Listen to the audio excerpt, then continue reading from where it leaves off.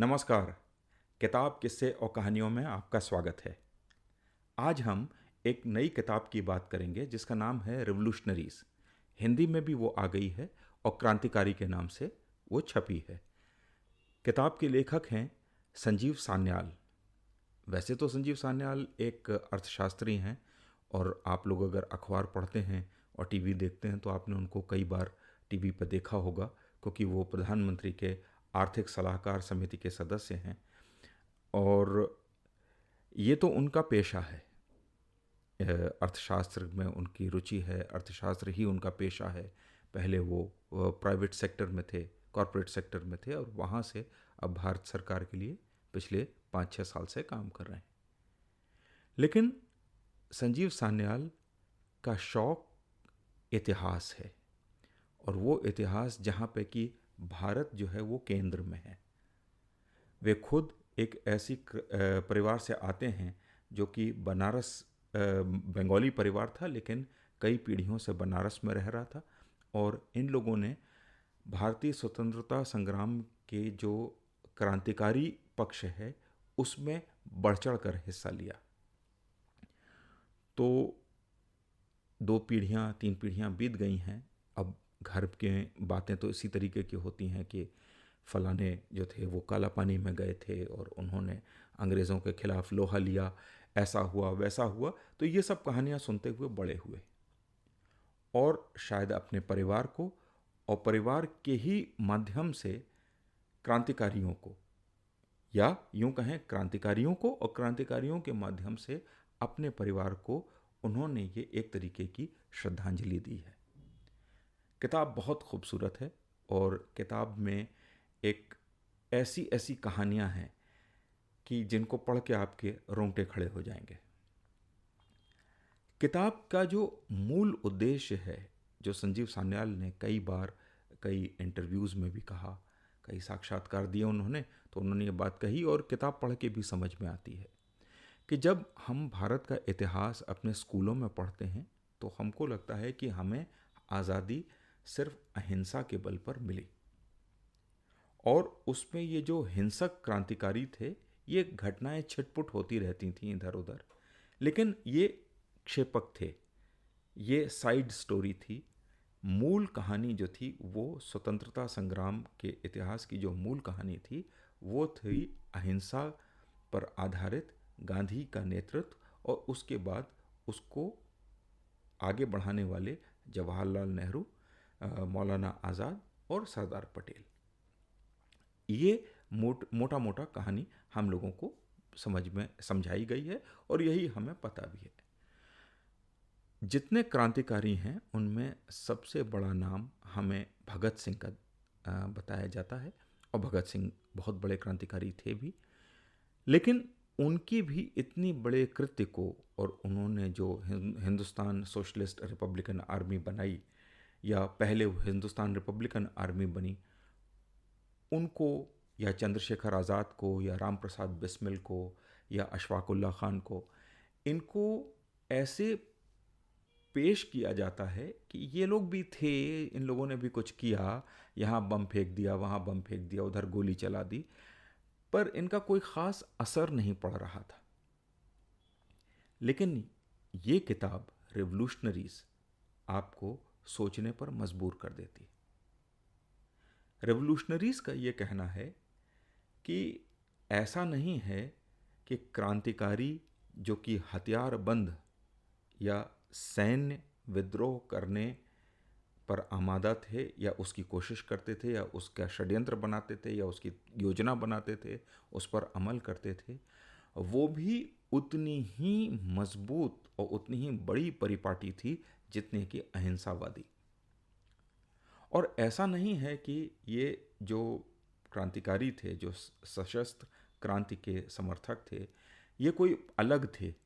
कांग्रेस में भी इनके बहुत ज़्यादा सहयोगी थे, इनसे सहानुभूति रखने वाले बहुत सारे लोग थे और उनका और गांधी जी के बीच में लगातार एक लाग डांट लगी रहती थी।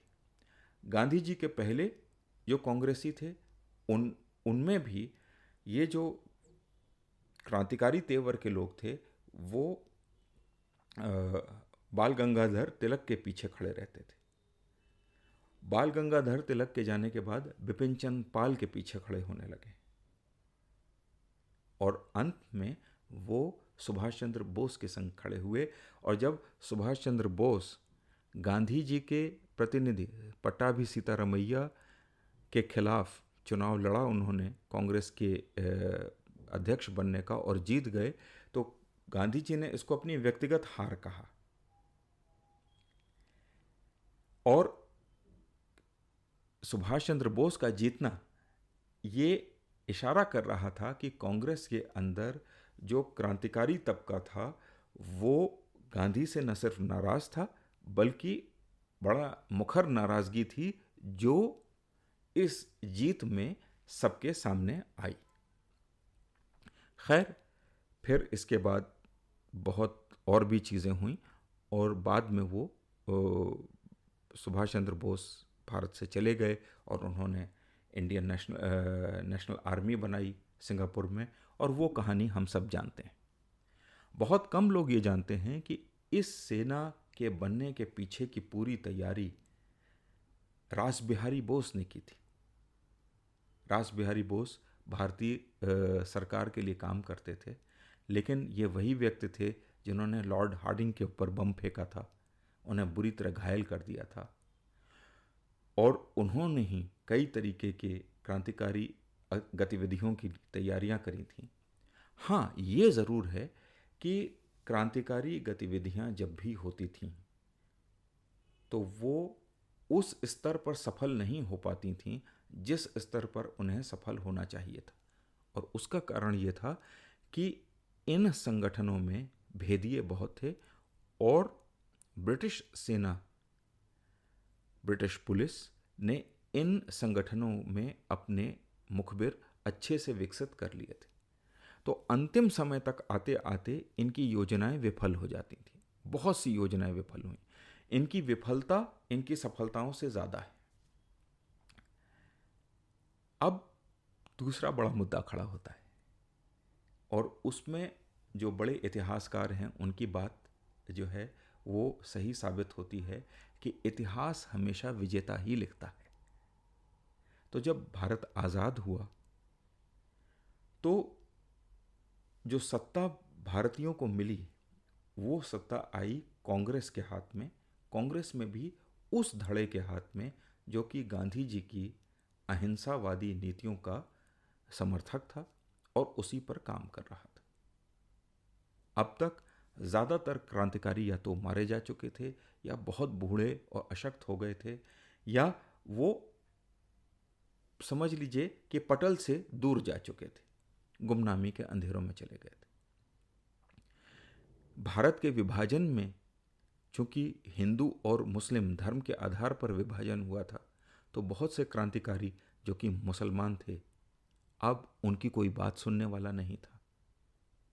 ऐसा नहीं था कि वो बचे भी हुए थे, ज़्यादातर मारे ही जा चुके थे। जो थोड़े बहुत उनसे सहानुभूति रखने वाले थे वो या तो चुप हो गए या पाकिस्तान चले गए। पाकिस्तान जाने से एक बात ये भी हुई कि उनको बुरा ठहराना और आसान हो गया। जो हिंदू थे वो तो पूरी तरह टूट गए और उनमें से ज़्यादातर बचे भी नहीं थे, यही सच्चाई थी। अब जब सत्ता हाथ आई उस धड़े के जिसने कि गांधी के अहिंसावाद को समर्थन दिया था और आज़ाद भारत में उनको ही अब भारत का एक नया जो है पाठ्यक्रम तैयार करना था, तो उन्होंने अपना जो रोल था उसको बढ़ा चढ़ा कर पेश किया और जो दूसरों का रोल था उसको थोड़ा कम करके आंका। और ऐसा हर जगह होता है, हर सत्ता में हर समय यही होता है कि जो सत्ता में रहता है वो अपने आप को बढ़ा चढ़ा के प्रस्तुत करता है और जो चला गया या जो अब प्रस्तुत नहीं है उसके कंट्रीब्यूशन को या उसके योगदान को थोड़ा कम करके आंकता है। इसमें यह भी दुखद रहा कि जो आखिरी बड़े समर्थक थे क्रांतिकारियों के, सुभाष चंद्र बोस, वो भी जो है लापता हो गए। और फिर उनका कुछ भी पता नहीं लगा। अब तो इस बात को भी 75-80 साल होने को जा रहे हैं। तो अब तो ये भी तय हो गया है कि वो कहीं भी रहे होंगे, पर अब तो जीवित नहीं है। तो इन सब कारणों से हमारे 2 पीढ़ियों के अंदर ये छवि विकसित हुई कि क्रांतिकारी बड़े अच्छे थे, महान थे, बहादुर थे, लेकिन उनका भारत की आज़ादी में कोई बहुत बड़ा रोल नहीं है, उनकी कोई बहुत बड़ी भूमिका नहीं है। लेकिन संजीव सान्याल की किताब को पढ़ के लगता है कि नहीं, ऐसा नहीं है। उनकी भी भूमिका थी। वो अलग थलग होकर लड़ रहे थे, संगठन बना के लड़ रहे थे, कांग्रेस में भी थे और कांग्रेस के पार भी थे। दूसरी एक बड़ी भ्रांति फैलाई गई है कि ये जो रेवोल्यूशनरी थे, ये जो क्रांतिकारी थे, ये वो लोग थे जो कि सब कम्युनिस्ट विचारधारा से बहुत प्रेरित थे। लेकिन इस मिथक को भी संजीव सान्याल तोड़ते हैं। वो ये कहते हैं कि सारे क्रांतिकारी आंदोलन का जो बीज था या उसका जो आधार था वो शाक्त धर्म में था, मतलब देवी की उपासना में था। ज़्यादातर लोग देवी के उपासक थे और उस उपासना पद्धति से उन्होंने अपने आप को प्रेरित किया और फिर जो है भारत की आज़ादी में लगे। ज़्यादातर क्रांतिकारी बहुत धार्मिक थे और व्यक्तिगत रूप से एक कहें तो परंपरागत तरीके की जो पूजा होती है वो करते थे। इनमें से बहुत से लोग जो पुरानी अखाड़ा संस्कृति थी उससे भी जुड़े हुए थे और इन लोगों ने अनुशीलन समिति को बनाकर, अनुशीलन के मतलब होता है अनुशासन, अनुशासन मतलब कि बगीचा का कल्चर जाना, अपने एक्सरसाइज करना, व्यायाम करना, कुछ स्वाध्याय करना और एक खास ढंग से रहना। उन्होंने इन्हीं समितियों के द्वारा क्रांतिकारी लॉ को फिर से जगाया। तीसरी बात यह है जो सबसे महत्वपूर्ण है कि व्यक्तिगत तौर पर धार्मिक और परंपरागत रूप से धार्मिक होने के बावजूद ज़्यादातर जो क्रांतिकारी थे वो आधुनिकीकरण के बड़े हिमायती थे।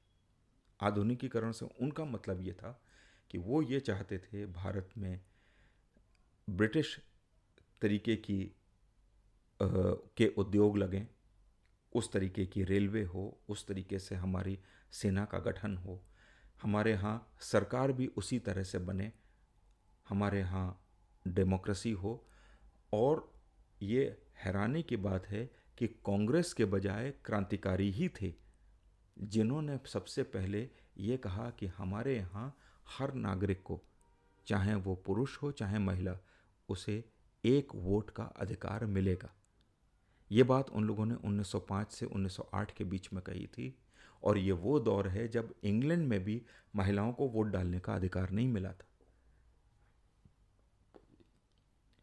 तो व्यक्तिगत तौर पर वो परंपरावादी या परंपरागत रूप से अपने धर्म को मानने वाले लोग थे, लेकिन सामाजिक स्तर पे वो चाहते थे कि एक खुलापन आए, एक आधुनिकीकरण हो, तकनीकी आधुनिकीकरण हो और हमारे सामाजिक आचार में भी जो है 20वीं शताब्दी की सच्चाई है जिसे डेमोक्रेसी कहते हैं, वो हम लोग उसका पालन करें, क्योंकि वही हमें शक्तिशाली बनाएगा, धनी बनाएगा, विकसित बनाएगा। तो उनके ये विचार काफ़ी इस हिसाब से खुले हुए थे। रिवोल्यूशनरीज़ में बहुत सारी कहानियाँ हैं और इस किताब में ऐसी ऐसी कहानियाँ हैं जिनको पढ़ के आपके रोंगटे खड़े हो जाएंगे। पर एक प्रेम कहानी मुझे बहुत अच्छे से याद आती है। एक व्यक्ति हैं, उनको काला पानी हो जाता है। काला पानी में उन पर इतना अत्याचार होता है कि वो पागल हो जाते हैं। जिस दिन उन्हें काला पानी हुआ था उस दिन उनकी सगाई हुई थी और उनकी शादी होने जा रही थी। खैर, उन्हें काला पानी हो जाता है। वो महिला कुछ समय उनका इंतज़ार करती है, फिर उसकी शादी हो जाती है। ये काला पानी में पोर्ट ब्लेयर भेजे जाते हैं, अंडमान, और वहाँ इन पर जो अत्याचार होते हैं ये पागल हो जाते हैं। तो उनको वहाँ से निकाल के मद्रास, जो कि आज चेन्नई है, वहाँ के एक पागल खाने में डाल दिया जाता है। 8-10 साल बीत जाते हैं, फिर वो उनकी तबीयत किसी तरह ठीक होती है। ठीक होने के बाद वो चले जाते हैं ढाका। ढाका के पास एक गांव में वो रहने लगते हैं, क्योंकि वो बंगाल के हैं तो वहीं रहने लगते हैं, बच्चों को पढ़ाने लगते हैं। अब वो बिल्कुल टूट चुके हैं, लेकिन फिर भारत का जो है पार्टीशन होता है, विभाजन में अब हालत इतने ख़राब हैं कि उनको पूर्वी बंगाल से भाग के फिर कलकत्ता आना पड़ता है। कलकत्ता में कुछ पुराने दोस्तों से मुलाकात होती है और उन्हें पता लगता है कि जिस महिला से उनकी शादी होने वाली थी वो अब विधवा हो चुकी है और उसकी तबीयत खराब रहती है, वो व्हील चेयर पर रहती है और अब बम्बई में उसका घर है। तो ये कलकत्ता से चलते हैं, बम्बई जाते हैं, उसको ढूंढते हैं और 30 साल बाद दोनों एक दूसरे से मिलते हैं।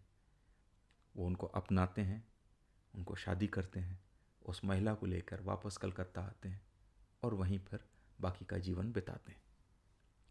ये शख्सियत कौन है, उसकी पत्नी कौन थी, क्या इतिहास है, इसके लिए मैं चाहूँगा कि आप खुद किताब को पढ़ें। बहुत ही खूबसूरत कहानी है। लेकिन फिर लौट के आते हैं क्रांतिकारियों के योगदान पर। वो बहस तो वहीं की वहीं बनी हुई है कि उन्होंने क्या सही किया था या गलत किया था, क्या उनका कोई प्रासंगिकता थी या नहीं थी, उनकी भूमिका बड़ी थी या छोटी थी। तो इसकी एक कहानी संजीव सान्याल ने किताब में तो नहीं सुनाई, लेकिन उन्होंने कहीं और इस कहानी को सुनाया है।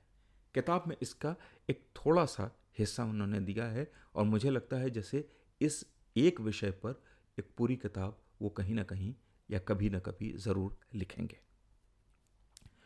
उनका कहना है कि रॉयल इंडियन नेवी, मतलब शाही भारतीय नौसेना में विद्रोह हो गया 1946 में। शायद नवंबर के आसपास ये विद्रोह हुआ बंबई में, और भारतीय नौसैनिकों ने विद्रोह करके 70 जहाज़ों पर कब्जा कर लिया। उनकी देखा देखी कराची में और चटगांव में यहाँ पे भी विद्रोह हुआ और लोगों ने जहाज़ों पे कब्जा कर लिया। नौसैनिकों ने, भारतीय नौसैनिक थे सारे। बंबई में चूंकि सबसे बड़ा बेड़ा इन लोगों के कब्जे में था, तो और बंबई से बहुत सारी खबरें भी निकल रही थीं, तो बंबई की इस विद्रोह को दबाने के लिए अंग्रेज़ों ने मराठा रेजिमेंट को भेजा और मराठा रेजिमेंट ने पूरा डॉकयार्ड घेर लिया।